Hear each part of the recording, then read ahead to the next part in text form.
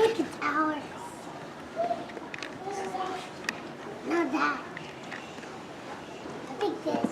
أعوذ بالله من الشيطان الرجيم بسم الله الرحمن الرحيم الحمد لله رب العالمين والصلاة والسلام على أشرف الأنبياء والمرسلين خاتم النبيين رحمة للعالمين بالقاسم محمد اللهم صل على محمد وآل محمد وعلى أهل بيته الطيبين الطاهرين المعصومين المظلومين أما بعد فقد قال الله سبحانه وتعالى في كتابه المجيد وقوله الحق بسم الله الرحمن الرحيم ونحن أقرب إليه من حبل الوريد صلوا على محمد اللهم صل على محمد وآل محمد. السلام عليكم جميعا ورحمة الله. السلام ورحمة الله. It's a great pleasure and honor to be back home because it does feel like home very much so. I seem to be here almost every year and it's always great to meet old friends. We often talk of the Quran in different formats. Our majalis are not normally geared to the Quran. We somehow insert verses of the Quran here and there, but hardly ever, I find at least, that we actually focus on the Quran. And the Quran is, as we are aware, the goal through which we can reach Allah subhanahu wa ta'ala. But in my view, we have used the Quran in a very superficial manner. And therefore you go to people's houses, for example, the Quran is on the walls. More of the Quran is on the walls than in our hearts. More of the Quran is recited over us than by us. When we die, people recite the Quran over us than when we are alive. I do not know about your community, but in my community, the Khoja community, I may have said this here before, when the bride leaves the home for the final time, we take the Quran and put it on her head. Do you do that? Yeah. We do put it on the head. And I always say the Quran was not brought to be put on the head, it was brought to be put in the head, my friends. Open the Quran and read it, recite it and understand the message. It is interesting that when Allah introduces the month of Ramadan, شهر رمضان الذي أنزل فيه القرآن. He says the month of Ramadan in which the Quran was revealed. He doesn't say Ramadan in which fasting is wajib. In other words, it is the month of the Quran. And the Quran is so important, but as I said, that we don't pay enough justice towards it. We often like to seek identities. We have a national identity. I'm American, I'm Iraqi, I'm Iranian, and so on. We have a religious identity. I'm Christian, Jewish, Muslim, Hindu, and so on. But we hardly talk of our spiritual identity. And this is what I want to link today. The Quran and spirituality. The spirituality of the Quran. Because our spiritual identity is told to us by Allah subhanahu wa ta'ala in the Quran itself. What is our spiritual identity? وَإِلَى اللَّهِ الْمَصِيرُ. Your journey is to Allah subhanahu wa ta'ala. Our spiritual identity is connected with Allah. You know, we often talk of bonding these days. You're supposed to be bonded with your children, you're supposed to be bonded with your daughters, with your sons, and so on. But we hardly talk of spiritual bonding. In other words, we need to be bonded with Allah Himself. And we tend to think of ourselves as human beings who sometimes have a spiritual experience. You know, you hear the Quran recited, sometimes you are uplifted. You hear a good lecture, your spirituality is uplifted. But I always say we're not human beings having a spiritual experience. We are spiritual beings having a human experience. Because we are spiritual. That's why when somebody passes away, what do we say? Inna lillahi wa inna ilayhi raji'un. We don't say ilayhi rahibun. We say raji'un. We are returning to Him. We are not going to Him. You only return where you came from. It is remarkable that in the Quran, Surah Al-Fajr, When Allah is addressing the nafs, normally Allah addresses insan, Ya ayyuhal insan, Ya ayyuhal nas, Ya ayyuhal ladhina amanu. But when He addresses the nafs, He says, Ya ayyatuhal nafsul mutma'inna irji'i ila rabbiki radiyatan mardiyah. O peaceful and tranquil soul, return to your Lord. That even the soul which is spiritual is returning to its origins. We tend to think of the Quran as a book of history. It tells us the story of Musa, of Ibrahim, and so on. We have to know the difference between history and story. History is something which tells you from the beginning to the end. This person was born here on this day, he lived like this, he has so many children, he has this wife, and he died. The Quran doesn't do that. It does not tell us history, it tells us stories. It doesn't tell us where or when Musa was born. It doesn't tell us when and where Ibrahim was born. It tells us a little bit of the life of Musa, a little bit of the life of Ibrahim. Do you know why it does that? Because there is a difference between history and story. History is telling you the full history. Stories tell you the moral, the important point in a person's life that you and me, we need to understand. The ethics of it, the morals of that story. And therefore it tells us the moral of the story of Musa, of Ibrahim, and so on in Yaqub.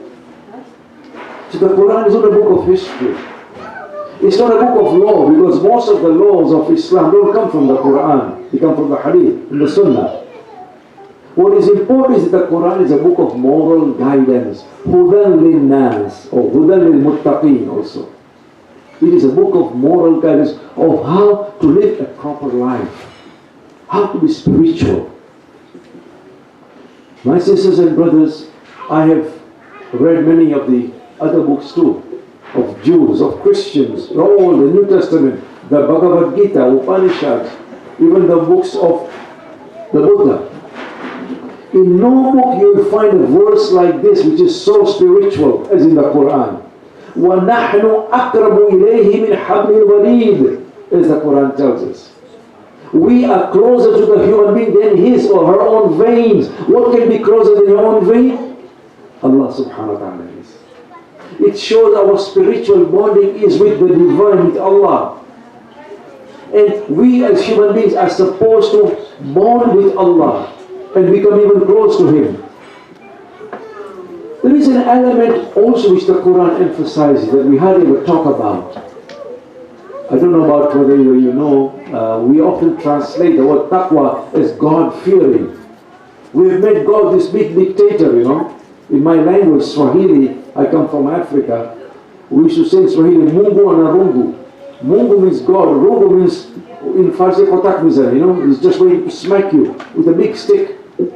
As if God is a dictator, na'udhu billah. Whereas the Quran, we find that the Quran talks of the love, mercy and kindness of Allah 10 times more than the punishment of Allah. 10 times more. And that love is not only that we should love Allah, but Allah loves us also.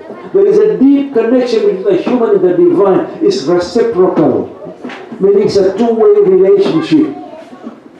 And therefore the Prophet is told in the Quran, قُلْ إِن كُنْتُمْ تُحِبُّونَ اللَّهَ فَاتَّبِعُونِ. If you love Allah, then you follow me, the Prophet says. But what happens then?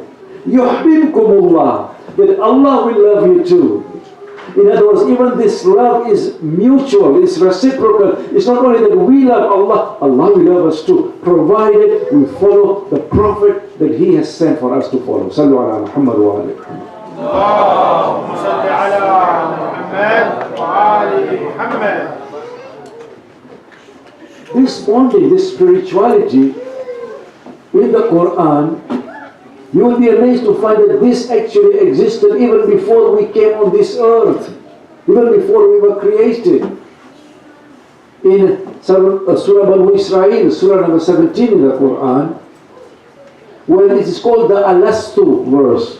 Alastu in Arabic means, am I not? Where Allah gathered us in the loins of Adam, and He said, Alastu bi Rabbikum, am I not your Lord? And we may not even remember it, we all say, Bali, yes, you are. In other words, this spiritual covenant, the spiritual agreement, the spiritual bonding was there even before we came to this earth. The Quran goes even further. It says that not only is there a spiritual bonding, but Allah talks to us at all times. He gives us what is called insight. You know, unfortunately in today's world, we become so much outward bounded that we've forgotten our inside. You know why? Because of this thing here, called cell phone. We are so much addicted to cell phones, we cannot even live without it, even during the majlis, even during our ibadat. I remember once when I went for Umrah in 2012, we were doing a tawaf. And even during the tawaf, somebody's talking on the phone. During the tawaf. And I'm like, what are you talking to, Jibreel? At least during the tawaf, do the zikr of Allah. But we are so much completely enamored, completely bound by, stuck by these phones, these gadgets, that we have forgotten what it means to open our insight. Because there are three sights. The eyesight, what you see, that eyesight is supposed to open your insight.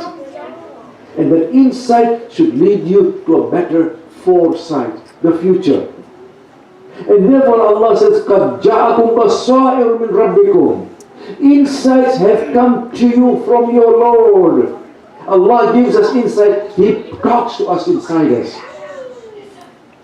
وَمَنْ أَبْصَرَ فَلِنَفْسِهِ. The one who has taken advantage and opened up his insight, it is to his advantage or her advantage. وَمَنْ عَمَى فَعَلَيْهَا. But the one who is blind is against him or her. Notice the Quran is using the word blind not opposed to eyesight, but the blindness of the inside. In other words, we can be seeing but yet be blind. We can have our eyesight and yet we are blind. And the Quran reminds us again, فَإِنَّمَا لَا تَعْمَلْ أَبْصَارَ وَلَكِنْ تَعْمَلْ قُلُوبُ الَّتِي فِي الصُّدُورِ. It is not the eyes which are blind, it is the heart which are in the chest which are blind. And it is this challenge for us then, to open and receive those insights that are coming to us from Allah subhanahu wa ta'ala. Sallu ala Muhammad wa alayhi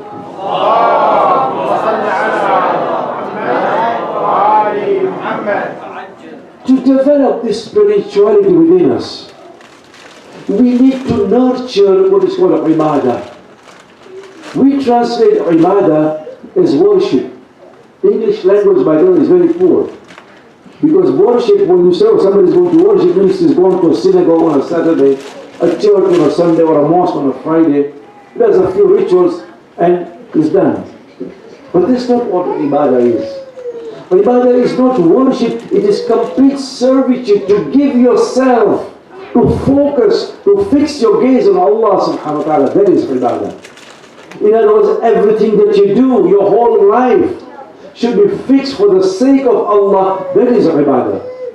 And therefore the Quran reminds us, this is actually a Quran, Allah talking to Ibrahim, قُلْ إِنَّ الصَّلَاةِ وَنُسُكِي وَمَحْيَايَ وَمَمَاتِي لِلَّهِ رَبِّ الْعَالَمِينَ. Say, my prayers, my rituals, my living and my dying is for Allah subhanahu wa ta'ala. That is ibadah. That when your whole life, you're living and you're dying, is for Allah. It is then that you nurture this sense of spirituality, that everything I do is for the sake of Allah. True ibadah then is not in prayers. True ibadah is when Allah pervades. He's all around you in every aspect of your life. It is amazing in the Quran how Allah talks of how close He is to us, how He's nurturing us, how He's pulling us towards Him, provided we are open towards Him. This is an incredible verse. I find it very, very inspiring myself. This is Surah Al-Baqarah, verse 22. That Allah reaches, how He reaches out to us. وَاتَّقُوا اللَّهَ وَيُعَلِّمُكُمُ اللَّهِ. Allah says.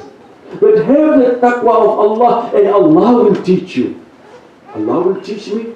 How does Allah teach me? How does He teach you? You don't need to go to a jamia, to a hawza, to a university.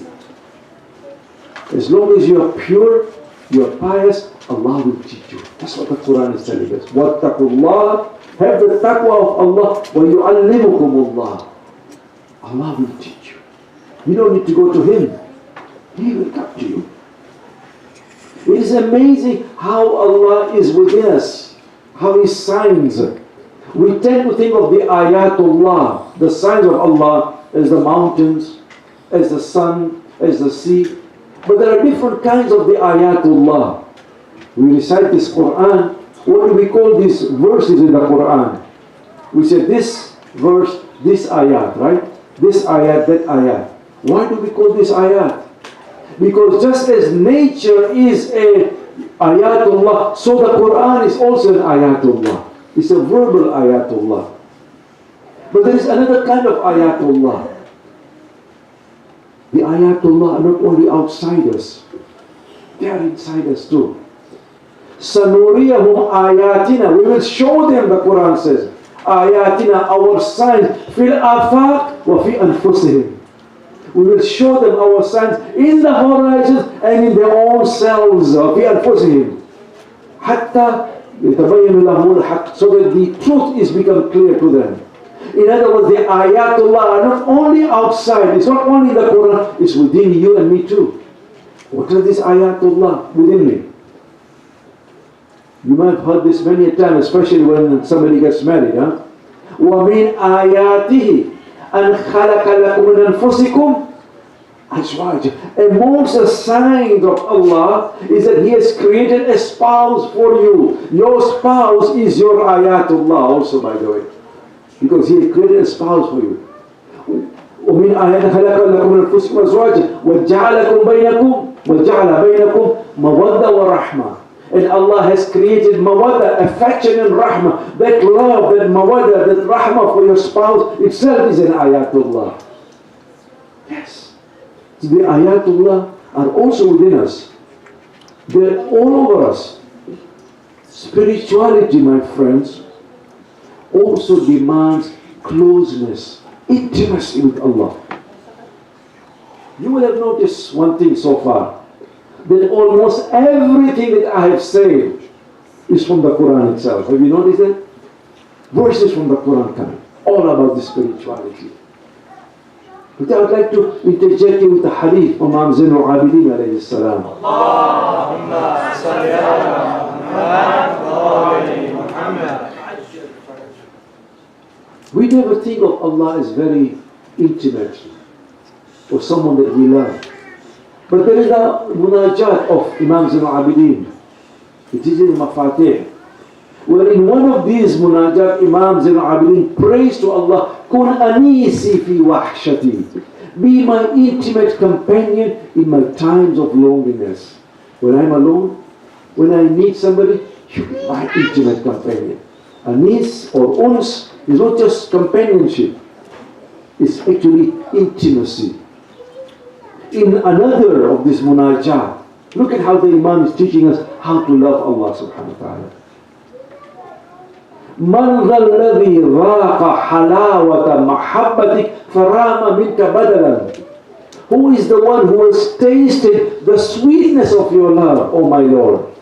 Who is the one who has tasted the sweetness of your love, and then he or she should go and look for any other love?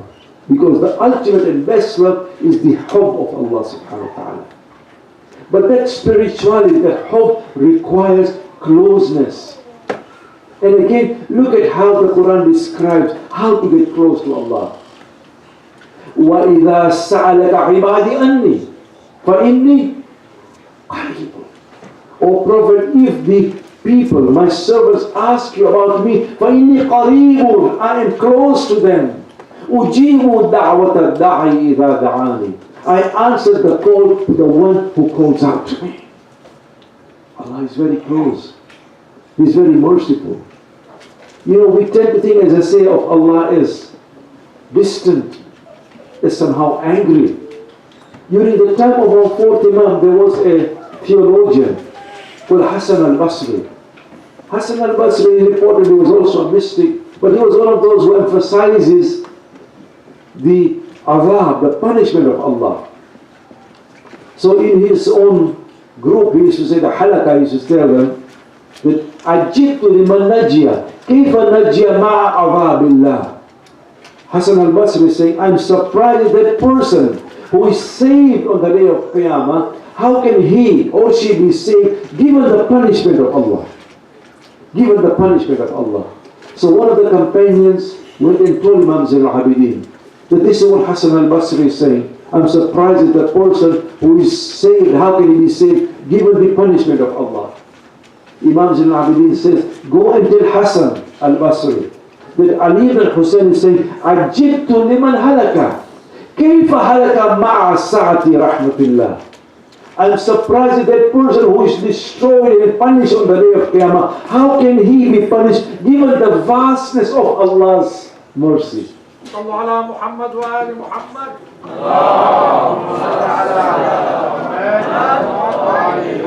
Given the extent and the vastness of Allah's mercy, how can anybody be punished? You know, I teach in a university. Many a time, we professors learn from our students. They teach us through their papers. One of my students was working on Dua al-Kumayl, and he wrote something which struck me. I said, my God, I never thought of it this way. He says, in Islam, God not only created, He mercified His creation. He mercified His creation. You know what that means? That everything that Allah has created has got mercy in it. And then I read the very first line of Dua al-Kumayl. You remember? Allahumma inni as'aluka bi rahmatika allati wasi'at kulla shay. Oh Allah, I ask you by your mercy which covers each and everything. Wasi'at kulla shay. Everything that you have created has got your mercy in it. This is the Allah that we should understand from the Quran itself. And as I said, we need to enliven ourselves, create a spirituality within us. My friends, whether you like it or not, spirituality is not a domain, it's not a field for only some people. All of us here are spiritual. All of us are saints. All of us have been created with love. Nobody is created with hatred, by the way. Allah never created anybody with hatred. Hatred only comes about when we remove that love. Remember that. When we remove our love, the love of Allah, that's when hatred comes in. But nobody is hateful. Nobody is vicious. Nobody is evil. We are all pure. And our duty is to develop that purity. I always tell my crowd that when you see somebody who is angry, who is vengeful, who is hateful, know that there is no Allah there. Because wherever there is Allah, there is love. Wherever there is shaitan, there is anger, and there is hatred, and there is so on, viciousness and evil. Because Allah and shaitan cannot coexist. Wherever there is love and mercy, that is Allah. That is the presence of Allah. But Allah wants us to develop this spirituality. It can't just come by itself. How do we develop it? One of the most important things is the salat itself. Salat comes from the word salat. According to some at least, is supposed to link, communicate or connect us with Allah. But not just any salat. My friends, part of the problem, as I said, is that we are so much a culture of noise. I don't know whether you've noticed it in Canada. There's noise everywhere. Even when you go and eat, there is music. You go and shop, there is music. Even when you go to the public washroom, they put music there also. They will not leave you alone there. What we need is to have a proper time for salah. When it comes for salah, remember, this thing goes off. Put it on mute. Or what I call salat mode, not airplane mode. Salat mode means completely silent. Everything goes silent because nothing is as important in your life as your communication with Allah subhanahu wa ta'ala. What can be more important than you talk with Allah? Nothing. Because that is your quality time. So find a place in your own home and pray with complete peace. Pray slowly. Know that you are talking with somebody who loves you. The most intimate being with you is Allah subhanahu wa ta'ala. And you will find there is a thing called joy in worship. You will enjoy the salat. Normally we pray because we have to, because we feel we should, otherwise Allah will punish us. That's not how we pray. We're supposed to pray with complete poise and complete humility. The Quran tells us also how to pray. Not that we should pray, but how to pray. قَدْ أَفْلَحَ الْمُؤْمِنُونَ الَّذِينَ هُمْ فِي صَلَاتِهِمْ خَاشِعُونَ. That those mu'minin are successful, who are humble in their prayers. They don't only pray, they pray with humility. When we pray with humility, with love, you know what happens? The salat comes between us and sins. And therefore the Quran tells us, إِنَّ الصَّلَاةَ تَنْهَى عَنِ الْفَحْشَاءِ وَالْمُنْكَرِ. Indeed, prayers actually stop you, tanha. It stops you from committing that which is wrong and that which is corrupt. The salat comes between us and our sins. It's supposed to be so meaningful for us. Sallu ala Muhammad wa ala.